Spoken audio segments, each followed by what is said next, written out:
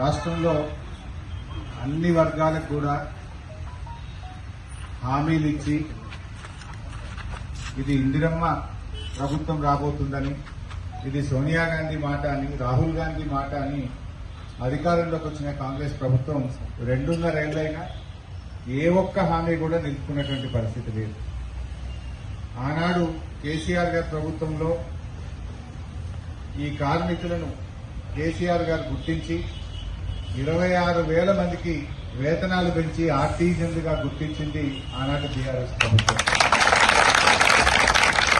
2016 సంవత్సరంలోనే దాదాపు 26,000 మందిని ఆర్టీజన్లుగా గుర్తించి మంచి వేతన ఒప్పందాన్ని ఆనాటి ప్రభుత్వం చేసింది. సరే, కొంతమంది ఈపీఎఫ్ కారణాల వల్ల కొద్దిమంది కార్మికులు మిగిలిపోయినారు. ఎన్సీడీఎల్లో మీటర్ రీడింగ్ కార్మికులను మిగిలిపోయినటువంటి పరిస్థితి ఉంది. సరే, మీరు ఇప్పుడు 2016, 2026 అంటే 10 ఏళ్ళు అయింది. ఈ గవర్నమెంట్ వచ్చి 2.5 సంవత్సరాలు అయింది. వీళ్ళు ఆ రోజు ఏమన్నారు? మిమ్మల్ని ప్రభుత్వ ఉద్యోగులుగా గుర్తిస్తాం, రెగ్యులరైజ్డ్ ఉద్యోగులుగా గుర్తిస్తాం, అన్ని చేస్తామని చెప్పి ఆ రోజు హామీ ఇచ్చారు. సార్, మీలాగా చాలా మందికి ఇచ్చారు. సర్వశిక్ష అభియాన్ అని ఉంటుంది, ఏది స్కూళ్ళల్లో చదువులు చెప్పే టీచర్. సర్వశిక్ష అభియాన్ ఉద్యోగులందరూ సమ్మె చేస్తే రేవంత్ రెడ్డి గారు అక్కడికి వెళ్లి ఇదో పెద్ద పని, మా గవర్నమెంట్ వస్తే ఛాయ్ తాగినంత సేపట్ల మిమ్మల్ని రెగ్యులరైజ్ చేస్తాను, ఛాయ్ తాగినంత సేపట్ల రెగ్యులరైజ్ చేసేస్తాం మిమ్మల్ని అన్నారు. 2.5 ఏళ్లలో ఎన్ని ఛాయలు తాగినావు రేవంత్ రెడ్డి? మరి మా ఎస్ఎస్సీ ఉద్యోగులు గుర్తొచ్చిందా నీకు? అట్లే ఉపాధి హామీలో పనిచేస్తారు. టెక్నికల్ అసిస్టెంట్లు, ఫీల్డ్ అసిస్టెంట్లు, ఏపీఎంలు, ఏపీఓలు చాలా మంది పనిచేస్తారు. అసలు మా కాంగ్రెస్ గవర్నమెంట్ రాగానే మీకు స్కేల్ ఇచ్చేస్తాము అన్న. మధ్యలో పోతే ఇక అయిపోయింది, జీవోనే వస్తుందని పాపం వాళ్ళు స్వీట్లు పంచుకున్నారు, బుక్క గులాలు చల్లుకున్నారు, రేవంత్ రెడ్డికి సీతక్కకు పాలాభిషేకం చేసిండ్రు. 2.5 ఏళ్ళే జీవో వస్తుంది, ఉత్తదే అయిపోయింది. వాళ్ళను ఉపాధి హామీ ఉద్యోగులను అట్లా మోసం చేసింది. అంగన్వాడీ టీచర్లకు 18,000 జీతం ఇస్తాం, రిటైర్మెంట్ కు 2 లక్షలు ఇస్తామని మాటిస్తే వాళ్ళు పాలాభిషేకం చేసింది. 2 ఏళ్ల 18,000 జీతం వచ్చింది లేదు. ఏమైందని అడుగుదామని హైదరాబాద్ పోతే పోలీసులతో కొట్టించుడు, గుర్రాలతో దొప్పించుడు. ఆశా వర్కర్లు మిమ్మల్ని ప్రభుత్వ ఉద్యోగులుగా గుర్తిస్తాం, 18,000 వేతనం ఇస్తాము అని వాళ్ళకి చెప్పింది. మొన్న ఆశాలు అసెంబ్లీ జరిగినప్పుడు హైదరాబాద్కి వస్తే పోలీసులతో కొట్టిస్తే స్పృహ తప్పి పడిపోయిన పరిస్థితి ఏర్పడుతుంది. ఇక మా విద్యుత్ ఉద్యోగులు ఆర్టీజీఎన్లు పోయినసారి మీరు అక్కడ స్ట్రైక్ చేసింది, మన నెక్లెస్ రోడ్ పెద్ద ఎత్తున స్ట్రైక్ రాత్రంతా చేసింది. ఇక పొద్దుగాల చర్చకు పిలుస్తున్నాం, అయ్యే పోతుంది, ఇక స్ట్రైక్ విరమించుకోండి అంటే నమ్మి మీరు విరమించుకున్నారు. ఏమైనా జరిగిందా? కనీసం మళ్ళా మాట్లాడింది కూడా లేదు, ఊరట లేదు, ఓ భరోసా మాట లేదు. ఇక లేదు భయ్, కొంతమందికి ఇప్పుడు ఇంత పెంచుతున్నాం, ఇంకో తీట అయినదని అడగాలి కదా, పద్ధతి లేదు కనీసం. ఇక రాష్ట్ర వ్యాప్తంగా 16,000 మంది, 27,000 మంది సమ్మె చేస్తున్నారు. రాష్ట్ర వ్యాప్తంగా 27,000 మంది సమ్మె చేస్తే ఈ ప్రభుత్వానికి చీమ పుట్టినట్లేదు. ఇంకా ఏమంటాడు? ఎస్మా చట్టం ప్రయోగిస్తా, సమ్మె చేసేటోళ్ళకి యాక్సిడెంట్లు అయితే మీకు మెడికల్ ఇన్సూరెన్స్ వర్తించదు, మిమ్మల్ని టర్మినేట్ చేస్తాం. ఇదే నా ప్రజాపాలన అంటే? పేరుకు ప్రజాపాలన, కానీ జరుగుతున్నదేంటి? రాక్షస పాలన, తుగ్లక్ పాలన. ఒక్క మాట మీద కూడా నిలబడ్డటువంటి పరిస్థితి లేదు. చెప్పుడేమో ప్రజాపాలన. ప్రజాపాలన అంటే ప్రజల మాట వినాలి కదా, ప్రజలకు ఇచ్చిన హామీలు నెరవేర్చాలి కదా. కానీ నువ్వు ఆ రోజు ఏం చెప్పినావు?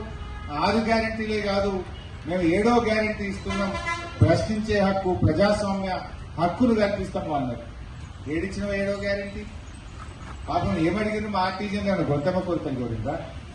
నువ్వు ఇచ్చిన హామీ అమలు చేయండి అన్నారు. మిగిలిపోయిన కార్మికులను ఆర్టీజన్లుగా గుర్తించండి అన్నారు. ఎన్పీడీసీఎల్లో బిల్ కలెక్టర్లను గుర్తించండి అని అడుగుతున్నారు. మాకు డిఏ కానీ, హెచ్ఆర్ పాలసీ కానీ, మాకు హెచ్ఆర్ఏ కానీ, మాకు ఏదైనా చదువుకున్న వాళ్ళు ఉంటే మా క్వాలిఫికేషన్ తగ్గట్టుగా డిపార్ట్మెంట్లో ఏమైనా ఖాళీలు వస్తే ఆ ఖాళీలలో మాకు అవకాశం ఇవ్వండి అన్నారు. పాలిటెక్నిక్ చదివిన వాళ్ళు ఉన్నారు, ఐటీఐ చదివిన వాళ్ళు ఉన్నారు, ఇంజనీరింగ్ చదివిన వాళ్ళు ఉన్నారు, డిగ్రీలు చదివిన వాళ్ళు ఉన్నారు. ఎవరికి తగ్గ ఉద్యోగం వాళ్ళకు డిపార్ట్మెంట్ల ఖాళీలు వస్తే మాకు వెయిటేజ్ ఇవ్వండి, మాకు అవకాశం కల్పించండి అన్నారు. ఇందులో మన తప్పు ఉన్నదా? ఇంకా గొంతమ్మ కోరికలు ఉన్నాయా? ఇంకా పైగా మిమ్మల్ని టర్మినేట్ చేస్తాం, మీకు మెడికల్ బెనిఫిట్లు ఆపేస్తాం, మీ మీద ఎస్మా ప్రయోగిస్తాం. ఇదా ఇవాళ రేవంత్ రెడ్డి గారు బట్టి విక్రమార్క మాట్లాడి, బట్టి విక్రమార్క గారు మీరు ఉప ముఖ్యమంత్రిగా ఉన్నారు. మీరు ఆనాడు ఏదో పాదయాత్ర చేసినప్పుడు పెద్ద పెద్ద హామీలు ఇచ్చారు. ఇప్పుడు కనీసం ప్రజాభవన్ కు వీళ్ళని పిలిచి మాట్లాడే మీకు టైం కూడా దొరుకుతుంది కదా. ఆనాడు కేసీఆర్ గారు అంగన్వాడీలను ప్రజాభవన్ కు పిలిచి అన్నం పెట్టి వాళ్ళతో మాట్లాడి వేతనాలు పెంచారు. ఆశా వర్కర్లను ప్రజాభవన్ కు పిలిచి అన్నం పెట్టి మాట్లాడి వాళ్ళ వేతనాలు పెంచారు. విద్యుత్ ఉద్యోగులు కూడా ఆ రోజు ప్రజాభవన్ కు వచ్చి వీళ్ళ వేతనాలు పెంచి ఆనాడు కేసీఆర్ గారు మాట్లాడి ఆ ప్రజాభవన్ లో ఉన్న బట్టి విక్రమార్క గారు ప్రజాభవన్ పోగానే మారిపోయింది. ఆయన ఆర్టీజన్లను కనీసం మాట్లాడే పరిస్థితి లేదు, గుర్తించే పరిస్థితి లేదు, భయభ్రాంతులకు గురి చేస్తున్నారు. అప్పుల మీద ఏం చేసిండ్రు? థర్డ్ డిస్కామ్ అన్నారు. అది ఎందుకు పెట్టి థర్డ్ డిస్కామ్? అసలు అప్పులు తెచ్చుకోండి, దాని పేరు మీద 30-40 వేల కోట్ల అప్పులు లేవాలి, అండర్ గ్రౌండ్ కేబుల్ వేయాలి, కమిషన్లు కొట్టాలి. ఇంతకు మించి ఇంకోటి ఉందా? ఇప్పుడు థర్డ్ డిస్కామ్ లో ఏమంటారు? అగ్రికల్చర్ అంతా ఒకటట, డొమెస్టిక్ అంటే ఒకటి. ఇప్పుడు ఒక ఊరు పోదాం, మదపల్లి పోదాం. మదపల్లిలో ఒకటే ట్రాన్స్ఫార్మర్ మీద కొన్ని బావులుండే, కొన్ని ఇండ్లుండే. మరి దాన్ని ఎవరు చూడాలి? సెకండ్ డిస్కామ్ ఒకటి చూడాలన్నా, థర్డ్ డిస్కామ్ ఒకటి చూడాలన్నా? అట్లా ఏ ఊర్లో పోయినా చాలా ఊర్లలో పరిస్థితి ఏముంటది? ఒకే ట్రాన్స్ఫార్మర్ మీద ఇండస్ట్రీ ఉంటుంది, అగ్రికల్చర్ ఉంటుంది. ఒకే ట్రాన్స్ఫార్మర్ మీద ఇండ్లు ఉంటాయి, డొమెస్టిక్ ఉంటుంది, అగ్రికల్చర్ ఉంటుంది. దాన్ని ఎవరు చూడాలి? ఒక ఊర్లో ఒక సబ్ స్టేషన్ ఉంటుంది, ఆ సబ్ స్టేషన్ మీద డొమెస్టిక్ ఉండే, అగ్రికల్చర్ ఉంటుంది. దాని మెయింటెనెన్స్ ఎవరు చూడాలి? థర్డ్ డిస్కామా, సెకండ్ డిస్కామా? అంటే ఒక గందరగోళమైన పరిస్థితి, అయోమయమైన పరిస్థితి. అది ఏమన్నా కానీ ఇక కొత్త డిస్కామ్ పెట్టాం అని చెప్పి పాత డిస్కామ్ లాభాలు వచ్చింది. ఎందుకంటే దాని మీద అగ్రికల్చర్ ఉండదు, ఇరిగేషన్ ఉండదు, లాభాల్లో ఉన్నదని చూపించి దాని మీద 30-40 వేల కోట్ల అప్పులు తేవాలి. హైదరాబాద్ లో అండర్ గ్రౌండ్ కేబుల్ వేసి కమిషన్లు కొట్టాలి. అప్పులు తెచ్చడం మీద, కమిషన్లు కొట్టడం మీద ఉన్న ప్రేమ మా కార్మికుల మీద ఎందుకు లేకపోయే, మా ఆర్టిజన్ల మీద ఎందుకు లేకపోయాయని ఇవ్వాలి. మీ అందరికి అర్థమైంది అనుకుంటా. ఈ థర్డ్ డిస్కామ్ ఇప్పటికీ అసలు ఎందుకు పెట్టారో అర్థమైందా మీకు? అసలు ఈ ఒకటే ఊర్లో 2 పద్ధతులు ఉంటాయి ఎక్కడన్నా? ఏ ఊర్లో పోయినా ఇంట్లో 300-400 ఉంటాయి, బావులే 400 ఉంటాయి. బాయిలకో ఏయి, ఇళ్లకో ఏయి ఉంటాడు. ఎవడన్నా బాయిలకో లైన్ మీద, ఇళ్లకో లైన్ మీద ఉంటాడా? అంటే ఇది ఆచరణ సాధ్యమా? మరి అన్ని ఉద్యోగాలు ఇస్తావాను? వీళ్ళనే పని చేపిస్తారు. డిప్యుటేషన్ అంటే 2 ఊళ్ళకి ఒక్కరిని పెట్టి పని చేపిస్తారు. మళ్ళీ లేని అంటే కేవలం మీ కమిషన్ల కోసం, మీ అప్పుల కోసం థర్డ్ డిస్కామ్ పెట్టి ఈ రాష్ట్రాన్ని ఆగం చేసేటువంటి పరిస్థితి చేస్తా ఉన్నారు. ఉన్నారా ఇంజనీర్లు? మరి వీళ్ళనే డిప్యుటేషన్, అటొక్కరిని ఇటొక్కరిని, ఇటొక్కరిని అటొక్కరిని. ఉన్న పని ఖరాబ్ అవుతుంది. అసలు స్టోర్లో మున్పటి లెక్క మెటీరియల్ ఉంటుందా? కేసీఆర్ ఉన్నప్పుడు బిస్కెట్ లెక్క ట్రాన్స్ఫార్మర్లు ఇచ్చిన. అరే కేబుల్ అంటే దానికి కావలసిన కండక్టర్ కానీ, ఏబీ స్విచ్ కానీ ఏదంటే రప్పరప్పించిన. ఇప్పుడు నా కండక్టర్ ఉంటే కేబుల్ ఉండదు, కేబుల్ ఉంటే ఏబీ స్విచ్ ఉండదు, ఏబీ స్విచ్ ఉంటే ట్రాన్స్ఫార్మర్ ఉండదు, స్టోర్లో మెటీరియల్ ఉండదు, మెటీరియల్ ఉంటే బడ్జెట్ ఉండదు. ఇది తిప్పలైపోయింది. చెప్పుడు 24 గంటల కరెంటు, ఊళ్ళలో పోతే 12-13 గంటలు కుడుతుంది. బాయిలకాడ కరెంటు తక్కువ, ఊళ్ళలో పోతే 12-13 గంటలు కుడుతుంది. బాయిలకాడ కరెంటు తక్కువ, రైతులకు ఎవరు దొరుకుతారు? మీరు దొరుకుతారు సబ్ స్టేషన్ కాడ. మిమ్మల్ని తిట్టిపోతున్నారు రైతులు. ఏమైనా 24 గంటల్లో మోటార్లు కాలుతున్నాయి. తిట్లేమో ఆర్టీజన్ల వంతు, కమిషన్లు ఏమో రేవంత్ రెడ్డి వంతు. అదే ఎందుకు బంద్ అయింది కరెంట్ అటు? మీరేమంటే మీదికి వెళ్ళిపోయిందంట, మీదికి వెళ్ళిపోయిందంటే ఎదురుగా నువ్వు ఉంటావు కనుక నిన్ను తింటుంటారు. ఎదురుగా నువ్వు కనబడుతున్నావు, ఫోన్ లాగట్టేది నువ్వు సబ్ స్టేషన్లా, కనబడేది నువ్వు సబ్ స్టేషన్లా. మీదికి వెళ్ళిపోయిందంటే ఒక మీదికి వెళ్ళకపోతుంది, ముంగట్టుగా నిన్ను అనబడుతుంది. మీరేమో కమిషన్ కొట్టుడు, పాపం ఆర్టీజన్ ఏమో తిట్టువాడు. ఇట్లుంది గవర్నమెంట్ పరిస్థితి. ఇవన్నీ న్యాయబద్ధమైనటువంటిది.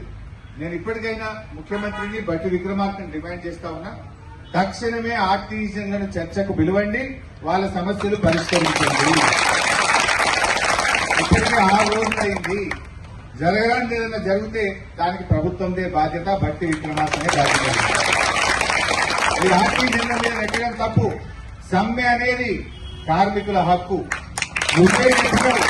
ప్రశ్నించే హక్కు, ప్రజాస్వామ్య హక్కు. 7వ గ్యారంటీకి ఇస్తున్నా అన్నావు కదా, నువ్వు ఇచ్చినావు కనుకనే మేము అడుగుతున్నాం. అందువల్ల వీళ్ళని వెంటనే చర్చలకు పిలువండి. మేము ఎస్మా పెడతాం, ఉద్యోగం పీకేస్తాం, లేకపోతే మెడికల్ రియంబర్స్మెంట్ ఆపుతాం. ఇది కాదు కదా. ఇదా ప్రజాపాలన అంటే?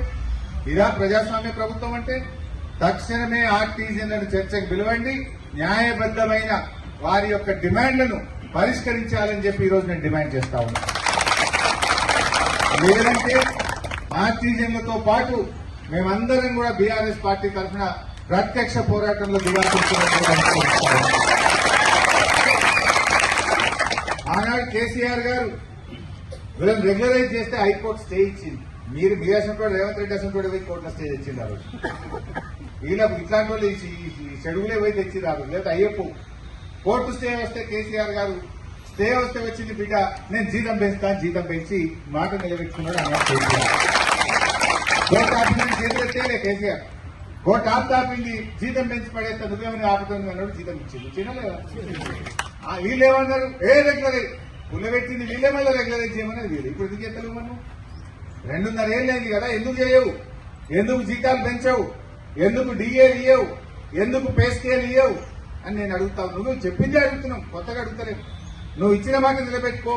తక్షణమే ఆర్టీజన్లను చర్చకు పిలవాలని చెప్పి నేను డిమాండ్ చేస్తూ, లేదంటే ఉద్యోగం ఇంకా ఉద్యోగమైతుంది. జరిగే పరిణామాలకు రేవంత్ రెడ్డి, భట్టి విక్రమార్క గారి బాధ్యత వహించాల్సి ఉంటుందని హెచ్చరిస్తూ జై తెలంగాణ. ఆర్టీజన్ల ఐక్యత, ఆర్టీజన్ల ఐక్యత, జై తెలంగాణ.